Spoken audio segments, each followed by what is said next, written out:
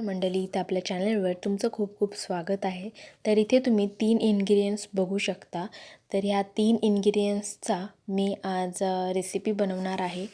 तर जास्त वेळ न दवडता आपण रेसिपीकडे वळूया. तर हे जे मी घेतलेले आहे, हे तांदूळ घेतलेले आहेत आणि दुसरं जे घेतलेलं आहे ती मी मसूर डाळ घेतलेली आहे आणि तिसरा इन्ग्रेडियंट्स म्हणजे मूग डाळ. तर अतिशय सोपी रेसिपी आहे, जास्त काही साहित्य लागत नाहीत आणि जर तुम्ही बॅचलर असाल किंवा रूममध्ये राहत असाल तर तुमच्यासाठी अतिउत्तम आहे रेसिपी. तर हे सगळं मी घेतलेलं होतं, ते सगळं मी धुवून घेतलेलं आहे स्वच्छ आणि आता आपण रेसिपीकडे वळूया. तर मी बनवणार आहे खिचडी, दाल खिचडी. तर ह्याच्यामध्ये जी नॉर्मल दाल खिचडी असते ती डाळीसारखी असते, पूर्ण ओली ओली असते. तर आपल्याला तशी न बनवता खूप छान अशी मऊ मऊ खिचडी बनवायची आहे, पण खूप झटपट आणि वेगळ्या म्हणजे वेगळ्या टाईपनी बनवायची आहे. तर इथे कुकर मी गरम करत घेतलेला आहे. गरम कुकरमध्ये मिरची टाकलेली आहे तेलामध्ये आणि आता ह्याच्यामध्ये मी जिरा टाकून घेणार आहे. तर इथे मी 1 चम्मच जिरा घेतलेला आहे आणि ह्याच्यामध्ये कांदा आणि टोमॅटो बारीक चिरलेला आपल्याला टाकून घ्यायचा आहे. तर मी कांदा टाकते आणि टोमॅटो कापलेला टाकते. ह्याच्यामध्ये काय तुम्हाला जास्त म्हणजे ह्याच्यामध्ये रेसिपीमध्ये जास्त इन्ग्रेडियंट्स नाही आहेत, एकदम कमी इन्ग्रेडियंट्स आहेत. फक्त ही फोडणीसाठी लागणारा साहित्य जो मी यूज केला आहे तेवढाच साहित्य आहे, बाकी काही नाही, कुठलीच वेजी नाही आहे याच्यामध्ये एक्स्ट्रा. आणि बाकी ज्या डाळी आहेत त्या डाळींमध्ये जे सत्व आहे ते तुम्हाला मिळतील, त्याच्यामुळे ही खिचडी अतिउत्तम आहे. आणि एकदा ह्या टाईपमध्ये जर बनवून खाल्ली तर तुम्हाला नक्की आवडेल. तर हे आपल्याला कांदा आणि टोमॅटो नरम करून घ्यायचा आहे.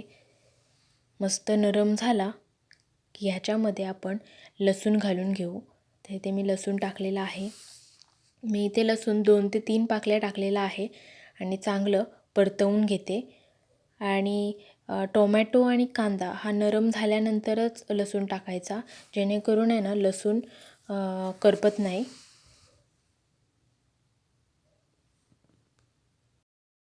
हे परतून झाल्यानंतर याच्यामध्ये हळद आणि मसाला मी ॲड केला आहे आणि हे व्यवस्थित मिक्स करते, म्हणजे मसाला आपला शिजला जाईल. आणि याच्यामध्ये मी मिरीपूड टाकलेली आहे, एक थोडीशीच, अर्धा टीस्पून, चम्मच तुम्ही बघितलाच असाल त्यावाईज. आणि खडा मीठ टाकलेला आहे. गावाकडे असल्यामुळे आम्ही जास्त खडा मीठच यूज करतो, त्याच्यामुळे खडा मीठ इथे मी यूज केलेला आहे. आणि जे आपण तांदूळ आणि 2 प्रकारच्या डाळी धुवून घेतल्या होत्या त्या मी याच्यामध्ये टाकलेल्या आहेत. तर इथे मी तांदूळ घेतला होता 1 ग्लास आणि बाकी सगळ्या मुठीवर, म्हणजे 1 मूठ मसूर डाळ, 1 मूठ मूग डाळ असं घेतलेलं होतं. त्याच्यामुळे त्या प्रमाणानुसार मी ह्याच्यामध्ये 2 ग्लास आधीच टाकून झालेले आहेत आणि आपल्याला हे सगळं व्यवस्थित ढवळून द्यायचं आहे. तर जो मी ग्लास तुम्हाला दाखवला तर तो प्रमाण जास्तीचा आहे. म्हणजे जर मी 1 ग्लास तांदळाचा असेल तर तेवढाच मला डाळीसोबत 3 ग्लास लागतीलच.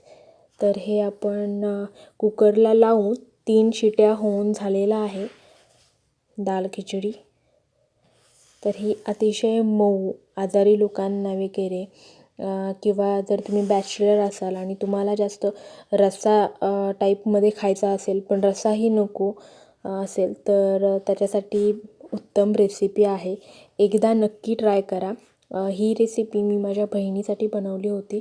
ॲक्च्युली तिला दाल खिचडी खायची होती, पण मी दाल खिचडी न बनवता दाल खिचडीसारखी खिचडी बनवलेली आहे, तिलाही खूप आवडली. त्याच्यामुळे ही रेसिपी एकदा ट्राय करून बघा, तुम्हालाही आवडेल. तर व्हिडिओ आवडल्यास लाईक करा, शेअर करा आणि कॉमेंट करायला विसरू नका. तर आपण भेटूया नेक्स्ट व्हिडिओमध्ये.